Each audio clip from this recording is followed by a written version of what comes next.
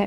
ناظرین گرامی، بحیرہ روم اور بحیرہ احمر کے درمیان آبی گزرگاہ کی خواہش تو صدیوں پرانی تھی۔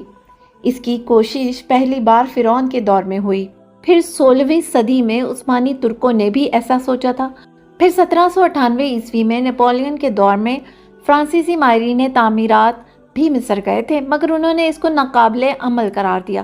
اس کے بعد 1800 عیسوی کے وسط میں انگریزوں نے بحیرہ مردار کے راستے بحیرہ احمر تک نہر کی تجویز پر غور کیا، مگر یہاں برطانیہ کو بھی ناکامی کا سامنا کرنا پڑا۔